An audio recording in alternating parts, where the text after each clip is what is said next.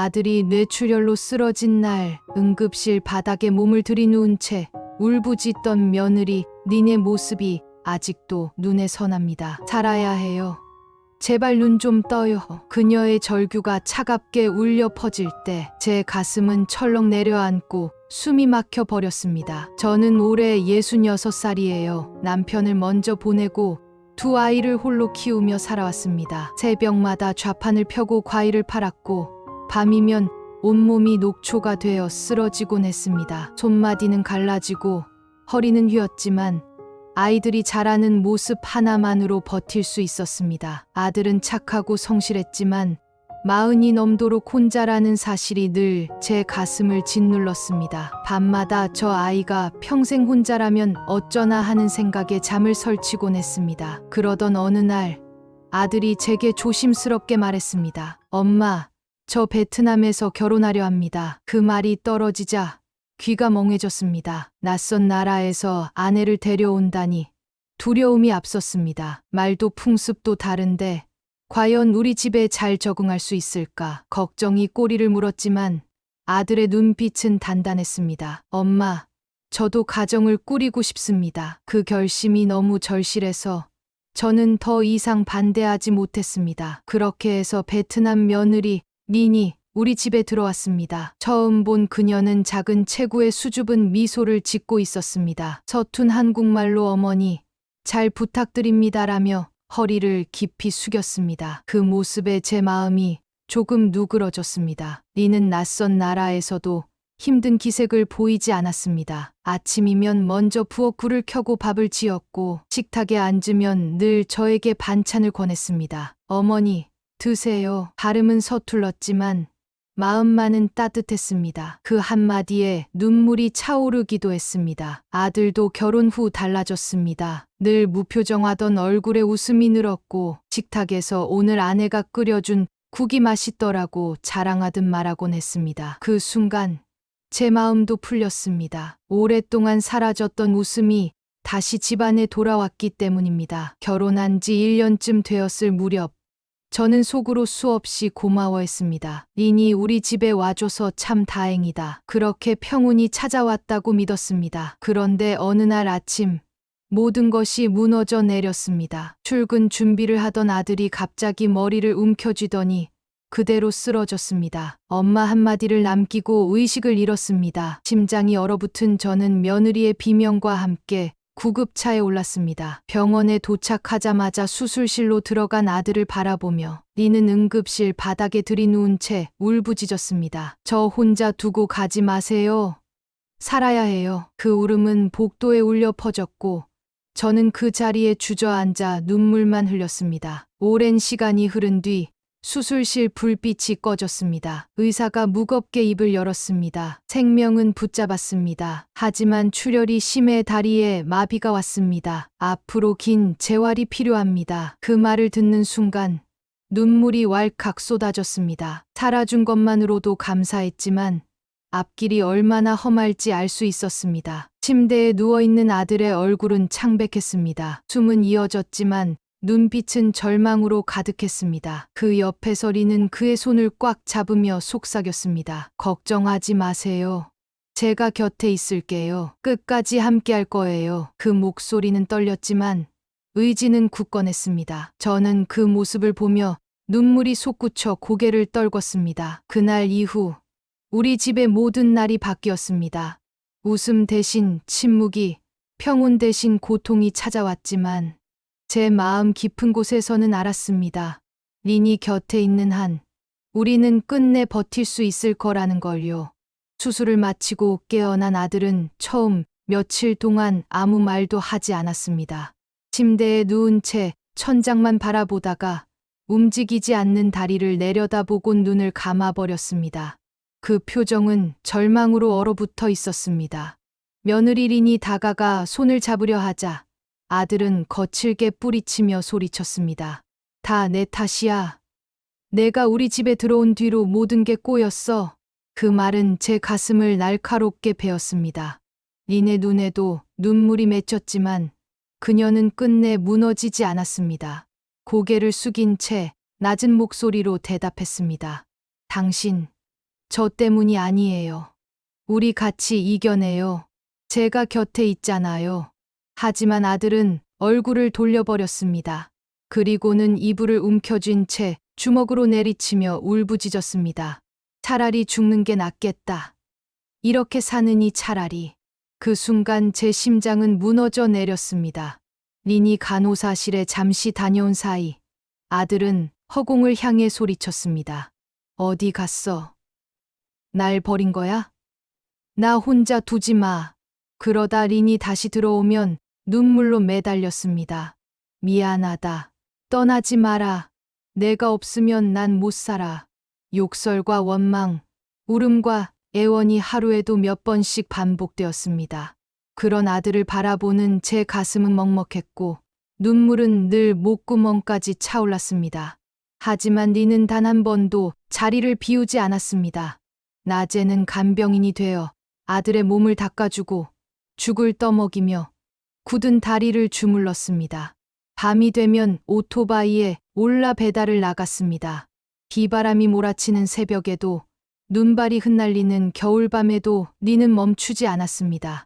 배달 가방은 그녀의 어깨를 짓눌렀고 손끝은 얼어붙어 상처투성이가 되었습니다. 그러나 병실로 돌아올 때면 꼭 미소를 지으려 애썼습니다. 당신, 오늘은 조금 더 힘내보자요. 그 한마디가 아들의 귀에 닿자 그는 눈을 감고 흐느꼈습니다. 저는 그 모습을 보며 숨이 막혀 손을 움켜쥘 수밖에 없었습니다. 며느리는 하루도 쉬지 않았습니다. 낮에는 간병, 밤에는 배달. 그렇게 이어지는 삶 속에서 얼굴은 점점 수척해졌고 손등은 상처로 얼룩졌습니다. 그러나 그녀는 끝내 무너지지 않았습니다. 저는 이미 가진 것을 다 내어주었습니다. 적금을 깨고 남은 돈을 보탰지만 버티기엔 역부족이었습니다. 더는 내놓을 게 없다는 사실이 저를 짓눌렀습니다. 내가 더 힘이 있었다면 이 아이에게 이런 고생을 맡기지 않았을 텐데.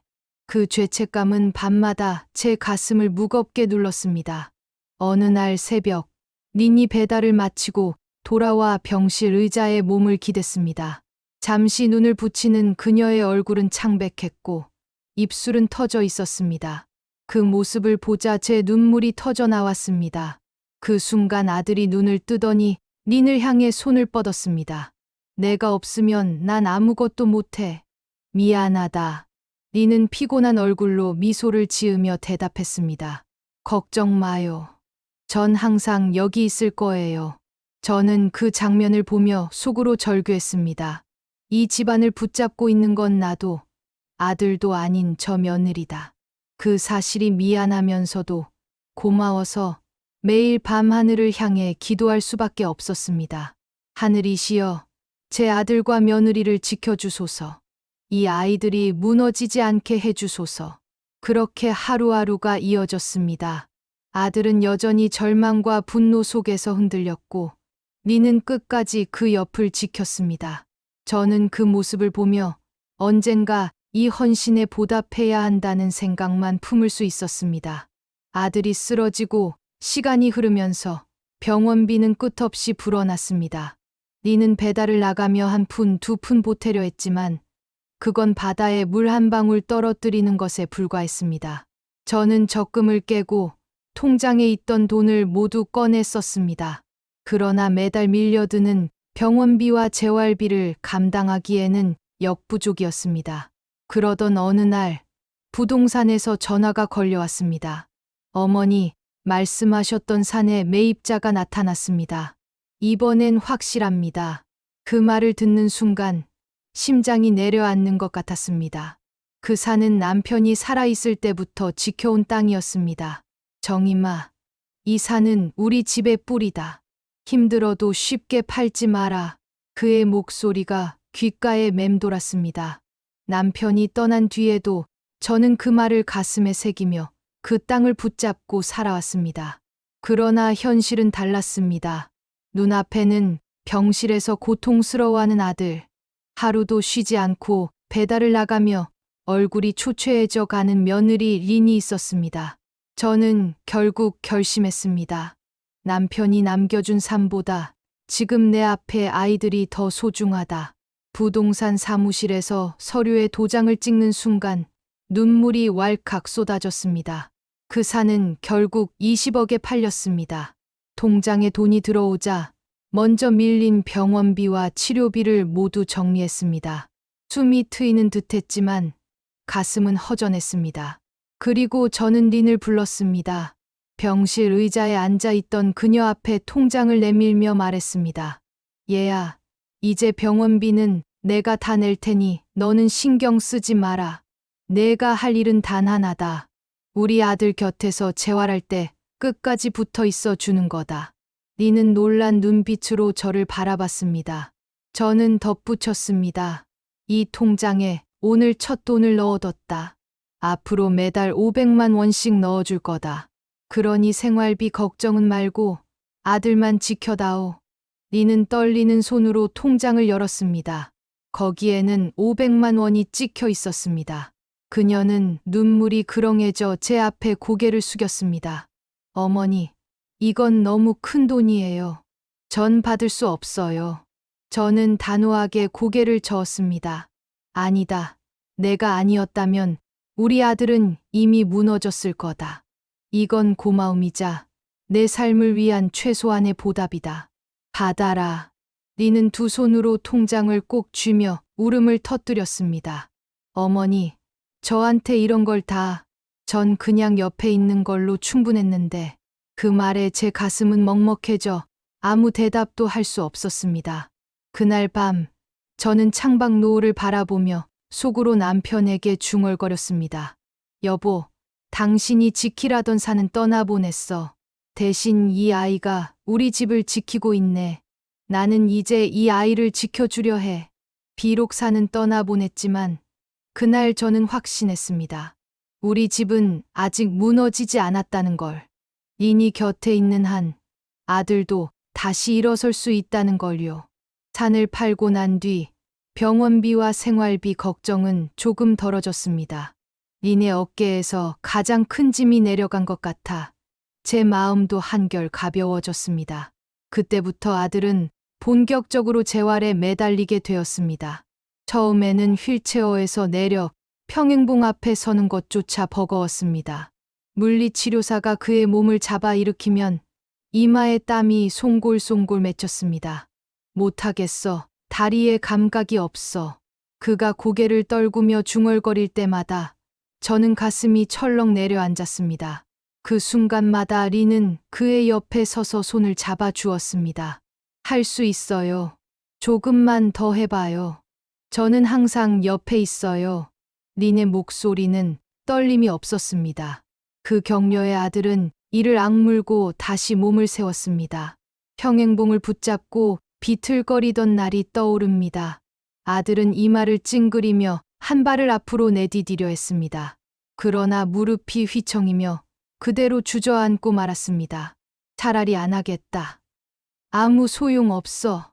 그의 고함에 병실 공기가 얼어붙었지만 린은 차분히 다가가 어깨를 붙잡았습니다. 당신, 여기서 포기하면 평생 못 일어나요. 넘어져도 다시 해요. 제가 있으니까. 그녀의 말은 단호했습니다. 아들은 울음을 터뜨리며 고개를 돌렸지만 다음 날 또다시 평행봉 앞에 섰습니다. 그 반복 속에서 조금씩 변화가 찾아왔습니다. 한 달쯤 지나자 그는 보조기를 착용하고 두세 걸음을 내디딜 수 있었습니다. 비틀거리는 발걸음이었지만 우리에겐 기적 같았습니다. 그 순간 린은 두 손으로 그의 팔을 잡고 눈물을 흘리며 말했습니다. 잘했어요. 당신이 해냈어요. 아들의 입술이 떨리며 미소가 번지는 걸 보는 순간 제 눈에도 눈물이 차올랐습니다. 저는 병실 구석에서 두 손을 모으며 속으로 중얼거렸습니다. 린이 아니었다면 저 아이는 벌써 주저앉았을 것이다. 재활은 고통스러웠습니다. 아들은 걸음을 떼는 순간마다 얼굴을 일그러뜨렸고 온몸이 땀에 젖었습니다. 때때로 그는 힘없이 주저앉아 말했습니다. 차라리 휠체어가 편하다. 이렇게까지 해야 하나. 그럴 때마다 린은 무릎을 꿇고 그의 손을 꼭 잡았습니다. 당신은 할 수 있어요. 저는 끝까지 믿어요. 린의 믿음은 흔들림이 없었습니다. 그 믿음이 아들의 마음을 조금씩 바꿔놓았습니다. 그는 다시 일어나 평행봉을 잡았고 조금 더 긴 거리를 걸어내기 시작했습니다. 저는 그 장면들을 지켜보며 벅찬 감정을 느꼈습니다. 때로는 눈물이 왈칵 쏟아졌고 때로는 가슴이 먹먹해져 말문이 막혔습니다. 니는 며느리가 아니라 이제는 이 집의 기둥이다. 그 생각이 가슴 깊숙이 새겨졌습니다. 몇 달이 흐른 어느 날 아들은 보조기를 착용한 채 복도 끝까지 걸어냈습니다. 리는 그의 옆에서 두 손을 꼭 잡고 있었습니다. 그들의 발소리가 병원 복도에 울릴 때 저는 눈을 감고 하늘에 기도했습니다. 여보, 당신이 지켜달라던 아들, 이제 다시 일어서고 있어. 그 옆엔 린이 있어. 부디 두 아이를 지켜주소서. 그날 밤, 저는 오랜만에 깊은 잠에 빠져들었습니다. 불안과 절망으로 뒤척이던 나날이었지만 이제는 작은 희망의 불빛이 제 마음을 비추고 있었습니다. 몇 달간의 재활 끝에 아들은 마침내 퇴원 판정을 받았습니다. 보조기를 차고 걷는 발걸음은 여전히 느렸지만 이제는 스스로 병실 문을 나설 수 있었습니다. 그 뒷모습을 보며 저는 눈물이 왈칵 쏟아졌습니다. 니는 그의 손을 꼭 잡고 있었고 그 눈빛은 어느 때보다 환했습니다. 집으로 돌아온 첫날, 오랜만에 우리 세 식구가 한 상에 둘러앉았습니다. 밥상 위에는 소박한 반찬이 놓였지만 그 자리는 세상 어느 잔치보다 따뜻했습니다. 아들이 젓가락을 들어 밥을 떠넣는 순간 제 눈은 또다시 붉어졌습니다. 살아 돌아온 것만으로도 기적이다. 그 마음이 차올라 숨조차 막혔습니다. 며칠 뒤 저는 두 사람을 불러 앉혔습니다. 손에 준비해둔 봉투를 내밀며 말했습니다. 여기 2천만 원이다. 너희 둘 베트남에 다녀오너라. 린 부모님께 인사드리고 와야지. 린은 놀라 눈을 크게 떴습니다. 어머니, 이건 너무 큰 돈이에요. 왜 저희에게? 저는 미소를 지으며 대답했습니다. 린이 우리 아들을 살린 거나 다름없다. 그 은혜는 너만이 아니라 내 부모님께도 닿아 있다. 내가 이렇게 된 건 부모님 덕분이니 직접 가서 고마움을 전해라.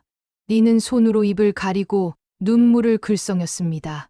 아들은 떨리는 목소리로 말했습니다. 엄마, 정말 보내주실 거예요? 저도 꼭 장인 장모님께 감사 인사 드리고 싶었어요. 저는 고개를 끄덕였습니다. 내가 다시 일어섰으니 이제는 은혜를 갚아야지. 가서 마음껏 효도하고 와라. 며칠 뒤 두 사람은 공항으로 향했습니다. 아들은 보조기를 차고 천천히 걸었지만 얼굴에는 미소가 번져 있었습니다. 리는 그의 손을 꼭 잡고 옆에 서 있었습니다. 비행기 안에서 리는 연신 눈물을 훔쳤고 아들은 그녀의 어깨를 감싸 안았습니다. 베트남에 도착한 두 사람은 린의 부모님 앞에 섰습니다. 아들은 서툰 몸으로 허리를 깊이 굽혔습니다. 저를 지켜주신 아내의 부모님, 진심으로 감사드립니다. 저 살아난 건 다 린 덕분이고 그건 곧 두 분 덕분입니다. 린의 부모는 눈물을 글썽이며 두 사람을 끌어안았습니다. 린은 엄마 품에 안겨 흐느꼈고 아들은 그 곁에서 눈시울을 붉혔습니다. 그 장면을 사진으로 받아본 저는 한국에서 눈물이 터졌습니다. 여보, 당신이 지키던 산은 떠나보냈지만 그 대신 더 큰 복을 얻었어. 우리 며느리와 아들이 이제는 서로를 지탱하며 살아가고 있네. 며칠 후 두 사람은 다시 한국으로 돌아왔습니다. 리는 부모님을 만나고 온 뒤 더욱 단단해진 눈빛을 가지고 있었습니다. 아들도 한층 밝아져 있었습니다. 저는 그들을 보며 다시 한번 다짐했습니다. 리는 이제 며느리가 아니라 내 딸이다. 저녁 식탁에서 저는 조용히 말했습니다. 린, 이제 넌 내게 딸이다. 우리 함께 살아가자. 리는 눈물을 글썽이며 제 손을 꼭 잡았습니다. 어머니, 저도 어머니를 친정엄마라 부를래요. 그 순간 제 가슴은 뜨겁게 벅차올랐습니다. 남편이 남겨둔 산은 떠나보냈지만 그보다 더 귀한 보물을 얻었습니다. 우리 집은 이제 다시 웃음을 찾았고 무너지지 않는 기둥처럼 서로를 지탱하며 살아가고 있었습니다.